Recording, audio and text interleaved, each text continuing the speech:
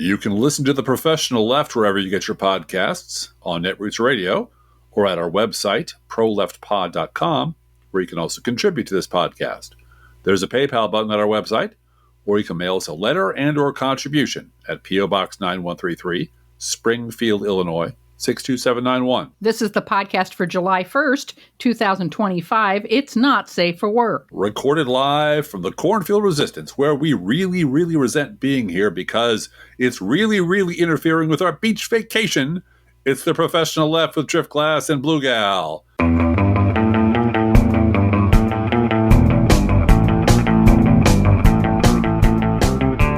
Damn these people, Blue Gal, for making us stay here. A beach vacation from Springfield, Illinois. I don't know. We could be enjoying a picnic lunch and dodging traffic along the tiny gravel shoulder on the I-55 bridge, which crosses over Lake Springfield. It's very romantic. It's a very romantic site. Lake Springfield, which last time I was there was a little bit stinky. Yeah. Well, there's a private club that we can probably get, through the security at for 10 minutes. Or we can hang out with getting arrested. Or we can hang out at the power station that uses the lake for cooling. That'd be fun. Yeah. Oh, God. Yeah. But, like John Fettermansion, which you came up with that. Trademark. So brilliant. Trademark, yeah. We're here. And grudgingly, though, there is no drama here, Driftglass. There's no drama at all. We're all right. We're still very happily married. And tomorrow, middle child of the Minecraft is Awesome fame. It's her birthday. Yeah, it is. So, she's growing up and doing well and making a difference in the world. Graduated from college this year. Yeah. But Minecraft is still awesome. Yeah. You know what? Cool thing about Minecraft, there are no tornadoes in Minecraft. Oh, yeah. That's good news. I don't think so. Maybe I'd be speaking out of turn. I don't know all the rules. I had them explained to me piece by piece by her, and I'm like, yes. Okay. So, John Fettermansion was very upset that he missed his beach vacation. Look, there are a lot of theories about which month or which season is peak breakup time. True. And we're not breaking up, by the way. No. Some people say it's the holidays, that family gatherings, expectations, all the stress of the holidays, and the desire for a fresh start in the new year. That's the time to break up. Others say early spring with the warm weather. We're outside more often, and some couples realize, it's not working. Mm-hmm. The dating expert at Stylist magazine, which I do not read, suggests that September is a prime breakup season because people reassess their lives and relationships at the start of a new academic year or work year and make big life decisions. That's right. But you know what? You know what, Blue Gal? They're what? all wrong. All of them. They're all wrong. Even Stylist magazine? Even Stylist magazine, which I am not renewing my subscription this year because we do the research here, people. I'll go all the way to Stylist magazine to find shit out. No, June and July are clearly the worst months for breakups. And we're going to give you several examples in a row, so strap in because it's going to be very unpleasant for all concerned. For example, as mentioned before, Joe Fettermansion clearly wants to break up with the U.S. Senate because they won't hold recess outside. Wah! And he'd be, I know this from personal experience because I'm about as tall as him, he'd be too tall to go unnoticed if he tried to sneak off and go to the beach. There he is. I see him. Big bald head shining on the beach, 8 feet tall. That's the guy. But he likes the perks and the prestige of being a senator too much. So instead, he's going to stay in this bad relationship with democracy and just bitch about it to anybody who will listen for any length of time, which is what he did this week. And as you all probably know, Senator Tom Tillis is breaking up with the Senate. He says, no more. We're done. We're finished. He says it's over Trump cutting Medicaid, but we think it may be because Trump's new fragrance is not to his liking. And by the way, that's absolutely true. This is straight from Trump Social. Quote, Trump fragrances are here. They're called Victory 45-47 because they're all about winning, strength, and success for men and women. Get yourself a bottle and don't forget to get one for your loved ones too. Enjoy, have fun, and keep winning, unquote. And so far... And that was Trump advertising that. That was Trump, the president of the United States, advertising his stink pot using his very own Truth Social account Yep. under the color of the White House Mm-hmm. to sell garbage to dumb people. And you know what, Blue Gal? The reviews, they are not so good. What is that smell? That's the smell of desire, my lady. God, no, it smells like a used diaper filled with Indian food. You know, desire smells like that to some people. Oh, and there is another breakup today that we missed our deadline. We did? Which, yeah, Lisa Murkowski has now broken up with not feeling sorry for herself because she just came out and had reporters surrounding her doing a big, huge whine about how this yes vote was a very hard vote for her. It's so very hard. Oh, I heard that she and others like her are hoping the House will clean it up. Uh-huh. And people in the House are hoping the Senate will clean it up, which is just bullshit. And everyone was hoping that one senator would have the guts to vote no. Yeah. One more senator than did. Yeah. Yeah, but they didn't because they're all fucking cowards. Yeah, they're all fucking cowards. Yep. And so now Lisa Murkowski gets the stink of that, which is as bad as Victory 45-47. Yeah, Victory Cologne. She gets the closing of urban hospitals or rural hospitals and 17 million people kicked off of various programs, including Medicaid, hung around her neck until the day she fucking The died. Medicaid cuts to Alaska are going to be huge. Yeah, but you know what? She got a carve out for fishing in Alaska. She got a carve out for no. She got a carve out for, was it for SNAP or was it for Medicaid? I think it was SNAP and whaling or something. Okay.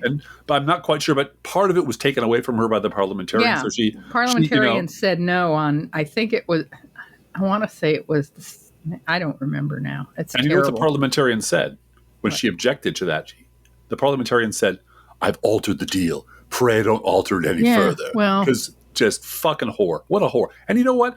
2 steps to her left and she becomes an independent if she had any guts at all. And she could have done that and she could have won or she could have retired. She could have been a decent human being, but she doesn't have it in her because they're all terrible people. Anyway, backing off. But whether it's because of Trump slashing Medicaid or Trump's new spray on chemical weapon, even as Tillis throws his little tantrum and stomps out the door, he can't bring himself to blame the dear leader. Nope. Instead, this is from the Daily Beast, quote, "I'm telling the president that you have been misinformed." Sad. Yes. You know, it's not the president's fault. It's people around him. You supporting the Senate markup will hurt people who are eligible and qualified for Medicaid, Tillis said, criticizing Trump's White House advisors as amateurs. Trump's aides are not telling him that the effect of this bill is to break a promise, Tillis added. Yeah. And you know what? As pathetic as that was. I mean, that might be 4-level chess, you know? Yeah. To get Trump to at least listen, maybe a little bit, to what's going to happen to actual deserving Medicaid recipients. Right. Because I'll blame my aides. Sure. But, right. Well, Trump's not blaming his aides. Tillis is blaming underlings for this. And because underlings are responsible for everything that's ever happened. Nothing is ever the dear leader's fault. No, it's not. It's all, just like conservatives. Nothing is ever conservatism's fault. Right. It's always somebody else. But even as pathetic as that was, Tillis managed to sink even lower when he brought out all the violins for his self-pitying farewell address. And to do his farewell address justice, he hid behind the oldest and most discredited lie in all of American politics. This is from his press release. "You're just bastard people, and I'm going home, and I'm gonna bite my pillow. It's what I'm gonna do." Oh, sorry, wrong file. That's the wrong file. My apologies. This is from his press release. Quote, "In Washington over the last few years, it's become increasingly evident that leaders who are willing to embrace bipartisanship, compromise, and demonstrate independent thinking are becoming an endangered species." Really? That's the problem. Not enough bipartisanship. Democrats recently lost 2 such leaders who were dedicated to making the Senate a more functional and productive legislative body. They got things done, but they were shunned after they courageously refused to cave to their party bosses to nuke the filibuster for the sake of political expediency. Yeah, that was the problem. They ultimately retired, and their presence in the Senate chamber has been sorely missed every day since. It underscores, Blue Gal, you know what it underscores? It underscores the greatest form of hypocrisy in American politics. Yeah, I thought that was a Republican talking about fucking bipartisanship. But no, apparently there's an even greater level of hypocrisy, which is back to Tillis, when people see independent thinking on the other side, they cheer. But when those very same people see independent thinking coming from their side, they scorn, ostracize, and even censure them, unquote. Does he hear himself talking? No, he does. Well, of course he does. He's a fucking hypocrite. He's a Republican, and Republicans are all degenerate hypocrites, and he's one of the worst. Because, yeah, he is praising Manchin and Cinema and weeping about how, and sing it with me now, boys and girls, both sides do it. Yes.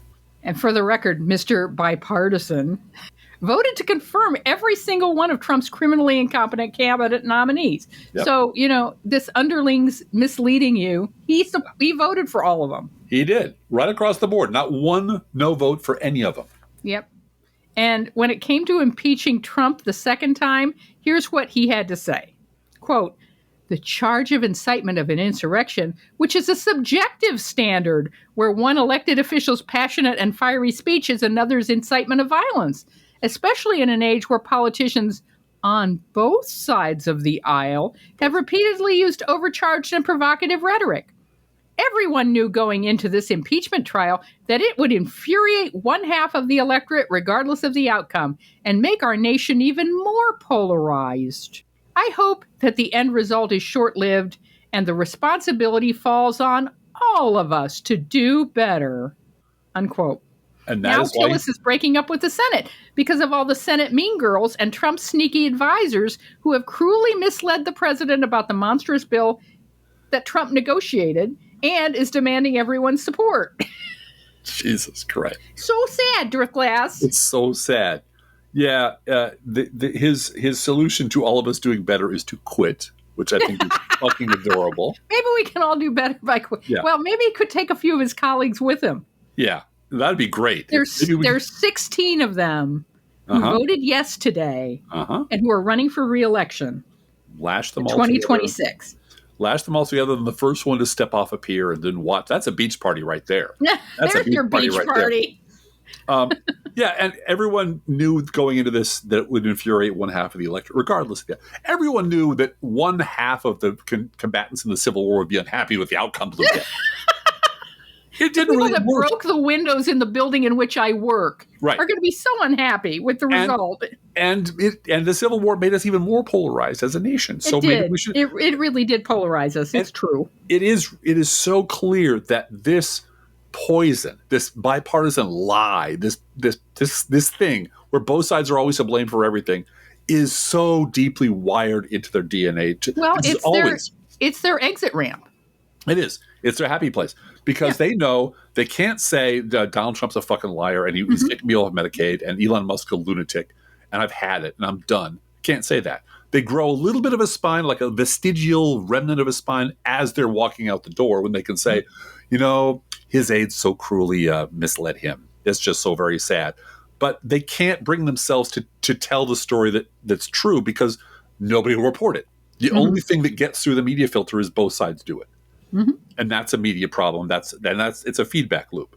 Now, there's another stupid celebrity breakup, as you might have heard. Elon Musk is back on the go-go juice and has decided that he and Trump are donezo after all. I just hate you, and I hate your ass face. I am so sorry. That is wrong file again. I don't know what's got into me today, Blue Gal. I'm full of something. I don't know what. Elon Musk has declared war on the GOP today and trashed Trump's budget plan again. This is him on social media. Quote, "Every member of Congress who campaigned on reducing government spending and then immediately voted to have the biggest debt increase in history should hang their heads in shame. And they will lose their primary next year if it is the last thing I do on this earth." Unquote. Wow. And he just went on and on. He tweeted like mad on this stuff. This is, of course, then came the inevitable both sides do it, Blue Gal. Uh-oh. Yeah, because you got to mix that in there. Got to mix it in there to make it flavorful for the 5 people who are still in the middle on everything. Quote, "It is obvious that the insane spending of this bill, which increases the debt ceiling by a record $5 trillion, which is, in all caps, that we live in a one-party country, the Pokey Pig Party. Time for a new political party that actually cares about the people." Unquote. The people. The people. The little people. Those little, those people that your gutting of USAID is killing all over the world. Oh, those people. And so Donald Trump read that tweet, and he just said, "Oh, poor Elon," and he went on a beach vacation and didn't respond. Oh, yeah. He said, maybe I was wrong. He said, this Elon guy's making a lot of sense. Maybe I was wrong about that. I'm going to take a time out and just not respond right away. Oh, no, he didn't. Wait a minute. He came on Trump Social and said, quote, "Elon Musk knew long before he so strongly endorsed me for president that I was strongly against the EV mandate. It is ridiculous and was always a major part of my campaign. Electric cars are fine, but not everyone should be forced to own one. Elon may get more subsidy than any human being in history by far, and without subsidies, Elon would probably have to close up shop and head back home to South Africa." Wow. Wow. "No more rocket launches, satellites, or electric car production, and our country would save a fortune. Perhaps we should have Doge take a good hard look at this. Big money to be saved," unquote. Many exclamation points. And exclamation points, yes. And use of the word strongly, because strongly is one of those words that make the MAGA people just go, ha, ha, ha, dear leader. 3 New Republic headlines tell the story as if it's Eminem versus Machine Gun Kelly or the cover of some copy of National Enquirer you see at the supermarket. First headline, Elon Musk issues huge threat to Republicans who back Trump budget, and Trump unleashes on Musk the worst tirade yet as budget fight escalates, and Trump threatens to deport Elon Musk as fight ramps up. So, and he did. He said, maybe we should think about deporting Elon Musk. We'll think about it. We'll look into it. Well, he is really all in on now finding ways to rescind American citizenship from people. Yeah. This is his new thing, his new God power. Yeah. Well, and they're sneaking up to it, but they're talking now about denaturalizing citizens who are citizens for various reasons that are very vague. And, this is, I forget who said it on the social media today, but the start of these things is never the start. No. It's always the place, it's always a mile marker on the road to where they are going. Right. Right. And anybody who Trump thinks is an MS-13 member will get denaturalized and deported. Well, and if Trump makes a deal with the president of El Salvador to, as he did, apparently bring in MS-13, a specific MS-13 gang member that was friendly with the president of El Salvador, he'll do it, and bought his way into the United States. Well, if Elon Musk is a resident alien, yeah, and I'm sure somewhere in his paperwork, I believe he overstayed his visa. There are the grounds that they're using to deport all kinds of people. Yeah, are weaker than the grounds to deport Elon Musk tomorrow. Yeah. Oh, yeah. And this is Trump's way of saying, we can take all the shit away from you tomorrow. All of it. Yep. I can take away all your toys, all your money. I can kick you out of the country because, thanks for getting me this job, but now I'm your boss. Absolutely. So fuck off, shut up, and just shut up. You don't even have to back me. Just shut up and go back to making little toy cars that I'm not going to buy anyway. But I run the shit show. And you're a monkey in my army, not the other way. And I'm going to say this again. I know this. I know I'm a broken record on this. All of this is as a result of Citizens United. Yes, it is. It really is. And do not normalize Citizens United. We have to get rid of it. Well, once Elon Musk forms his third party, maybe that will be in their platform. I doubt it very much, but who knows? And there is still more hot breakup news because hot breakup news never, ever stops, Blue Gal. We're in the season for it, as I said. Many Trump supporters would like to, renegotiate the terms of their relationship with the dear leader. And I think the dear leader is telling them in not so many words to fuck off. I got the job. You elected me twice. So bite my big orange ass. This is also from the New Republic. Quote, mind-boggling. Trump voters shocked how badly he's screwing them. Yeah. As evidence mounts that voters in Trump country are getting hammered by his biggest initiatives, an economist paints a dark picture of just how bad the sum total of these policies will be for working people. Oh, yeah. It's become clearer that many of President Trump's supporters are realizing how badly they're getting shafted by his big budget bill and other leading initiatives.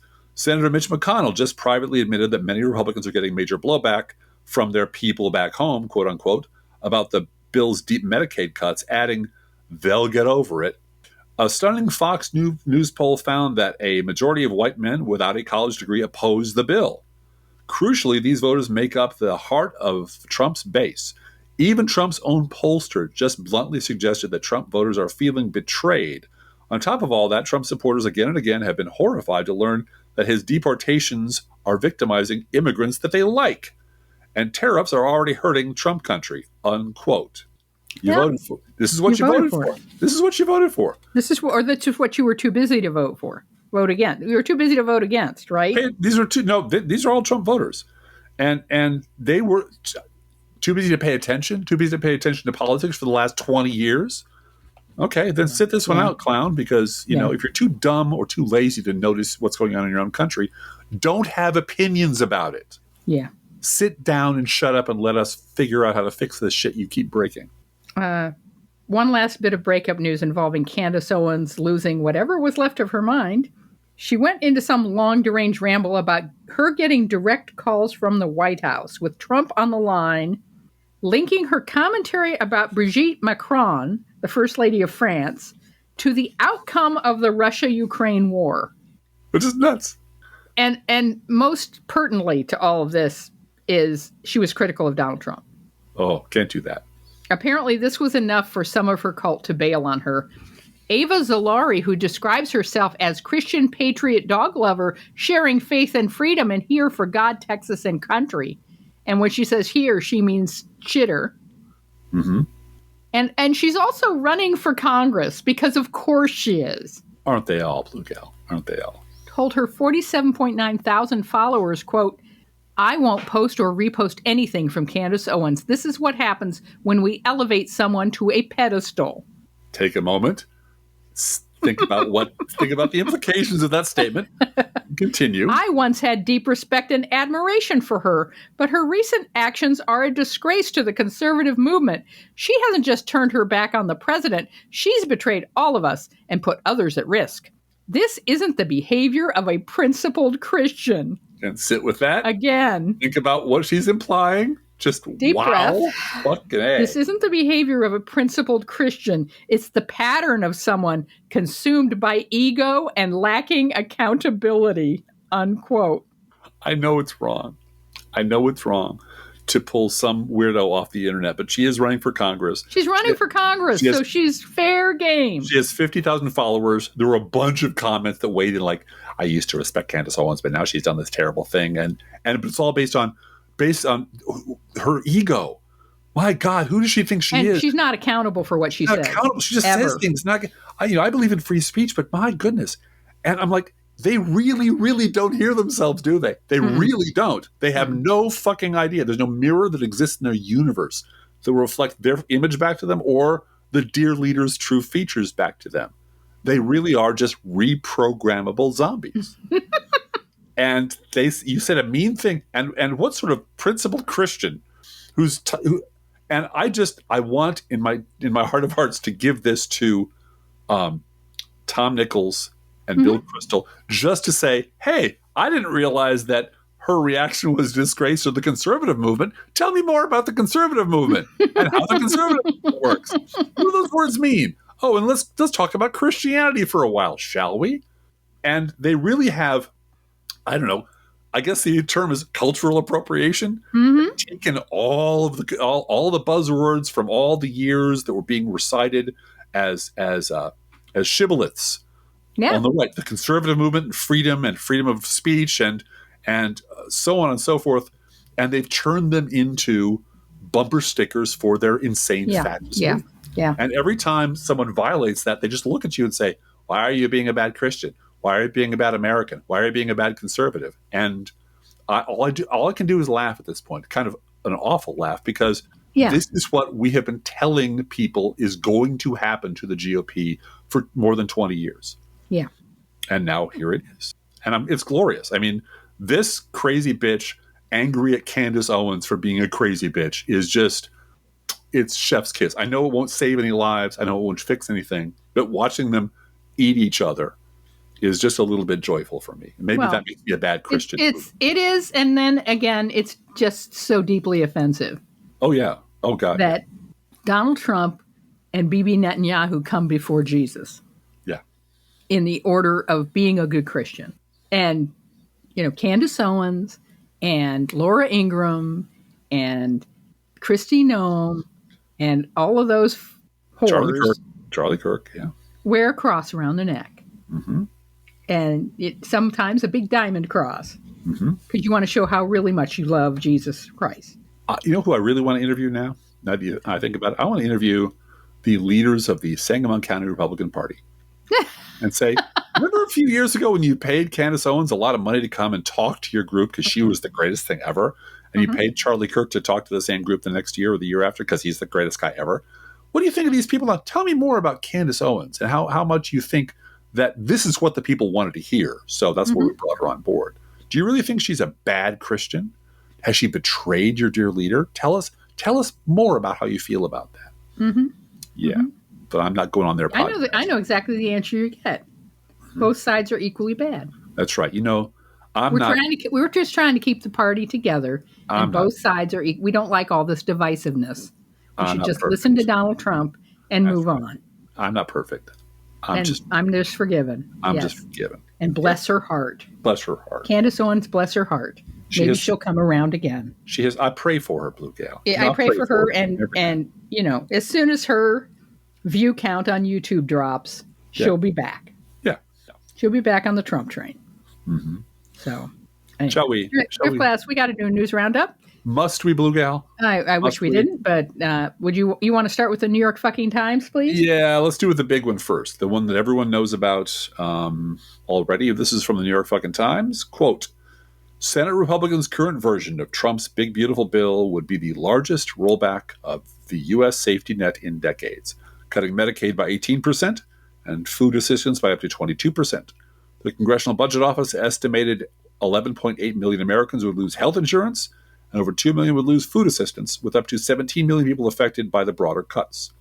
The bill cuts more than $1 trillion from federal health programs, imposes new work rules, and shifts costs to the states, while delivering $1 trillion in tax cuts to millionaires and billionaires. The bill also repeals all major clean energy tax credits and ends consumer rebates for electric vehicles, rooftop solar, and heat pumps, while adding a new tax in 2027 on wind and solar projects using Chinese-linked parts, even those not receiving federal subsidies. So it's a war on the future. It really is, just attacking the future. The Rhodium Group said the charges would raise renewable project costs by 10 to 20%, cut new installations by 72%, and raise household electrical bills by up to 18%. Industry groups said the bill would also eliminate millions of construction and manufacturing jobs. That's right, millions of construction and manufacturing jobs, freeze private investment, and give China and India a global edge in energy and AI infrastructure. And here's the thing, unquote, about an hour ago, they passed it. It was a tiebreaker from J.D. Vance. J.D. Vance. They passed it. You were all hoping, many of them were hoping that one Republican would step out of line. Yep. And make it so that J.D. Vance's vote wouldn't break the tie. Well, one more, but they were looking for a John McCain to put his thumb down. Yeah, John McCain's dead, long dead, and that's not John McCain's dead. So, and if I can I remember the exact opposite situation, which was Bill Clinton, saddled with the enormous deficits from the Bush-Reagan era, was told the day he walked into office by Alan Greenspan that the deficits are so much worse than we told you. We basically lied to the public, and you are going to have to drop everything, and just focus on paying down the bills, because this is your job now. And the bond markets will explode, and the world markets will explode. And Clinton said, okay, all right, it's bad. You've convinced me it's bad. I will scale back all the things I promised to run onto their bare minimums, but here's what you got to do. You got to give me a tax increase. Not back to 72% or 95%, but a genuine tax increase to pay for this gigantic hole that the Republicans dug. And the Republicans said, fuck no. Yeah. Absolutely not, under no circumstances. You are going to have to pay for all this by cutting Medicare, welfare, Social Security, all the things that we hate. We're going to force you to cut them because we fucking hate them, and all the money should go to rich people. And it was a 50-50 tie vote in the Senate. And Al Gore cast the deciding vote. And Republicans said, that's it. That's the end of the Republic. The nation is done, smoking a hole in the ground. Nothing will be left. You raise taxes on rich people, it'll destroy the economy. 20 million new jobs later, Clinton had paid down the deficit, was starting to pay down the national debt. Yeah, exactly. It was on track to be zero in 10 years. And was running a surplus. Yeah. And that's exactly the opposite of the situation we're in now. Clinton they demanded Clinton clean up their mess. He did. They fought him at every turn. Here we are begging them not to destroy Medicaid, not to destroy rural hospitals, not to cut our future off so we can have coal industry jobs come back. Which are not coming back. And not to give giant tax cuts to people who are already multi-billionaires. The Republicans are like, fuck you. Fuck all of you. And J.D. Vance, the vice president, once again cast the tie-breaking vote to destroy the future, to make a few rich people richer, and to tell liberals to go fuck off. And don't forget to build, he also wants to build prisons. Yeah. Give money to private prison contractors. If Donald Trump were proven to be a Russian asset, he could not do more damage than he's doing already. Right. All right. From the Washington Post, quote, and that's the Jeff Bezos $40 million wedding, Washington Post. Right.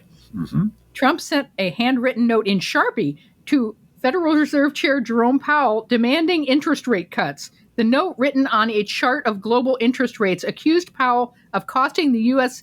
hundreds of billions. He wrote, Jerome, you are, as usual, too late.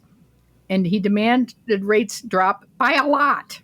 Trump also said Powell and the Fed board should be ashamed of themselves and had failed and continue to do so. Unquote. This is from the Kyiv Insider, speaking of Trump being a Russian asset. Quote, Trump administration just lifted sanctions on several Russian banks close to Putin. Unquote. Well, and the backtalk that I'm hearing, I am not an expert in international finance in any way. Liar. You liar. You told me before we were married 3 things I can count on. I'm an expert on international finance, you know. Now, it is breakup season, I'll have you know. Just now. Youngest child is continually threatening Driftglass with, I'm gonna find those divorce papers. Youngest child doesn't know how divorce works, which I think is adorable. It is funny. And believe me, I adore my kids, and they're reasonably fond of me. And they are, and it's always told with just barely holding back the laughter. That's it. I'm getting the divorce paper. They know where they are. Are you making cookies this afternoon, stepdad? No? Well, I might make them in an hour. Oh, that's it. I'm getting out the divorce papers. I know where the title of your car is. You want to know where it is?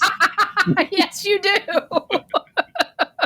And then we hug. How many weeks did you spend helping youngest child get a car? It was all worth it. I know. It was an actual adventure. That's a stepdad's job, but honest to God. It was. All right. We took a very divergent path than most people would, and it ended up great. It worked out fine. Yes. Okay. This is from, international finance. Yes. Is that Trump is releasing Russian funds into the hands of Putin because the plan is to buy off Iran. Yeah. Buy off Iran. And money launder the money through Putin. Yeah. So that it doesn't have to come out of United States Treasury. Yeah. So he doesn't have to take, he doesn't have to take any responsibility. And, it was Obama who sold out the United States to Iran. They're all horrible people. Horrible people. Yeah. From WTTW Chicago, quote, U.S. Secretary of State Marco Rubio, Lil Marco, hailed the end of the U.S. Agency for International Development, USAID, Tuesday, as a new analysis found its demolition could contribute to 14 million deaths in the next 5 years. Mm-hmm. I think Driftglass said that Donald Trump would go down in history as the biggest mass murderer in American history. Yeah. Yeah, him and Musk. Yeah. Quote, this era of government-sanctioned inefficiency has officially come to an end. Under the Trump administration, we will finally have a foreign funding mission in America that prioritizes our national interests, Rubio said in a post on Substack Tuesday. The rapid destruction of USAID, led by the Elon Musk-backed Department of Government Efficiency, DOGE, has seen thousands of foreign assistance programs slashed, including many focused on life-saving work. A study published Monday in The Lancet estimates that the USAID funding cuts could result in more than 14 million additional deaths by 2030. Nearly a third of those deaths, more than 4.5 million, are estimated to be among children younger than 5. Authors of the study said that the effects of the funding cuts would be similar in scale to a global pandemic or a major armed conflict.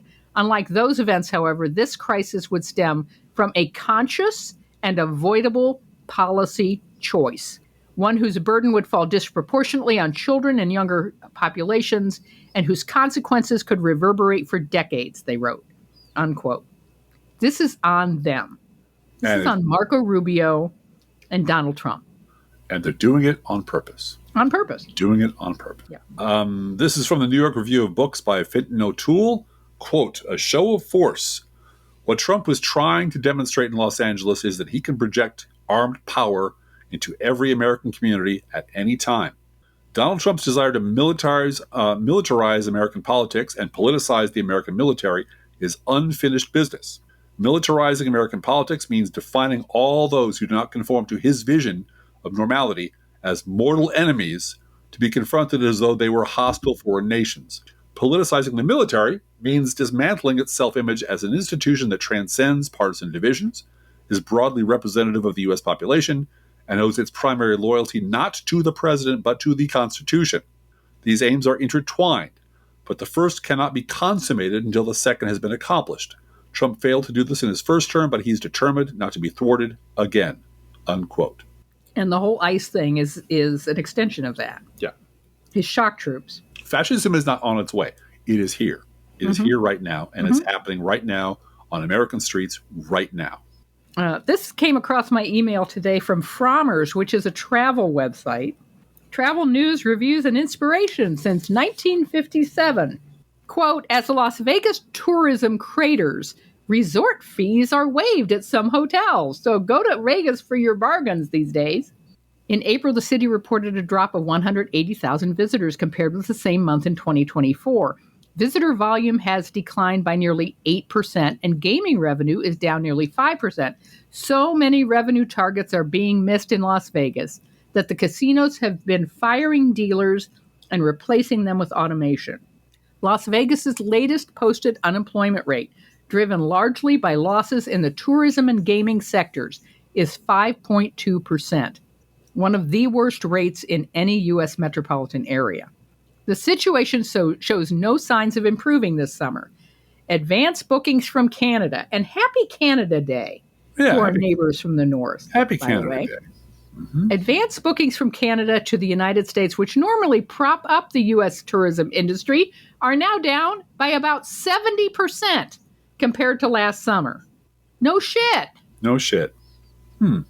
What has changed since last summer, Blue Gal? What has changed since last summer? The president is an asshole. He's an asshole. He's a traitor and a racist, and he's stupid, and he's losing his mind. Yep.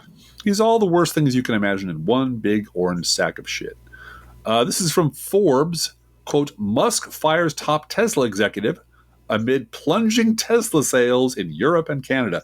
And by the way, this story China. China. Not Canada. China. I apologize. It is not Canada. It's China. Mm-hmm. I was so excited because this story contains one of your most favorite words, Blue Gal. It does. Tesla's new European new car sales plummeted 27.9% year on year in May, partly due to brand damage from CEO Elon Musk's, here it comes, controversial rhetoric, unquote. Say controversial one more goddamn time. Mm-hmm. Just a lovely word. It's not controversial. No, it's not. People don't have two different feelings about it. From the Financial Times, quote, the U.S. dollar is headed for its worst first half of the year since 1973, as Trump's trade and economic policies prompt global investors to rethink their exposure to the world's dominant currency. The dollar index, which measures the currency's strength against a basket of 6 others, including the pound, euro, and yen, has slumped more than 10% so far in 2025, the worst start to the year since the end of the gold-backed Bretton Woods system, unquote. I remember 1973. We were just talking about that. Yeah. 1973, the gas price went up to like 60 to 75 cents a gallon. Oh, and there were gas The lines. end of the world. It was the end of all things. It was Yeah. OPEC. It was, and I was in high school shortly thereafter. And one of the topics that was the topic of that year or the next was scarce rural resources. Yeah. What are we going to do about those scarce rural resources? And one of the big topics was oil prices. And I learned all about how much money OPEC was making and the effect it had on families and on the economy and so forth. So, yeah, congratulations, Donnie. Way to go. Donald Trump finally also went full Grandpa Simpson this week when he blamed AT&T for his inability to get his phone to work on a conference call with tens of thousands of faith leaders. You know why, Blue Gal? Because it's all computer now. That's why. It's all computer. Barron, get in here. Barron, there's a computer thing. And then he just bitched about AT&T on social media and said the president of AT&T should basically get involved in this because I don't know how to use a fucking phone. My phone works. Yeah. Great. That's great. Well, just imagine, I know it's hard and I know it doesn't matter at all. Just imagine Joe Biden doing something like that. Yeah. 25th Amendment. Joe Biden, who went to the funeral of the murder victims, assassination. Murder victims in Minnesota. Yes, he did. Yeah. And kneeled and said a prayer. And comforted the family. And comforted the families. Yep. And cared about them. Yep. And I just miss that man. I do too. On his worst day. On his worst day. And this, it's terrible that, you know, we still have a subsection of voters who will not vote for a president younger than they are. Yeah, it's a shame. You know, that is one of the prejudices we're dealing with, really. Yep. But yeah. Anyway, we are not on a beach vacation this week. No, we're here. And we know you have a lot of choices when it comes to podcasts. We're glad you're listening to this one. We'll be live on We'll be recording on Thursday, right? All things considered, and God willing, the creek don't rise, as the saying goes. Yeah. We will be here on Thursday. Mm-hmm. And we love you guys. Mm-hmm. Thank you for writing and talking to us and being there for us. Feel free to write to both of us at proleftpodcast@gmail.com. We do love hearing from you. Be aware that if you write to us at any of our addresses, we reserve the right to read your email or U.S. Postal Service Go Postal Unions letter on the air unless you say otherwise. Driftglass, yes. I just want to tell our listeners, we don't do an internet kitty or pet on Tuesdays. We do it on Thursdays. Right. But this morning was open the new bag of dry food. Oh, yeah. No, it's a big day here. It's a big day. Big day. Yeah. And I sang the Freshly Poured song. Mm-hmm. And all three of them came to the kitchen and had a feast because they spray something on the top of those bags before they seal them up. They do. That top layer just tastes better than anything. And they didn't eat the wet food. They wanted the freshly poured dry food fresh from a freshly opened bag. And I believe, if I'm not mistaken, you sang it to the tune of "O Canada" in honor of in honor of Canada Day. Which was very patriotic. Everybody freshly poured.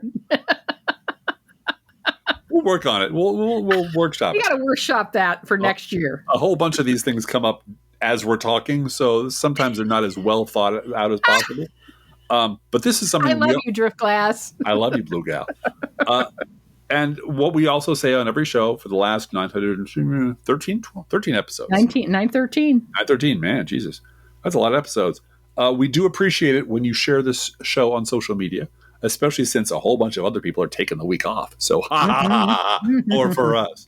And if you love this podcast, please get someone else to listen to it if you possibly can. And thank you very much for doing that.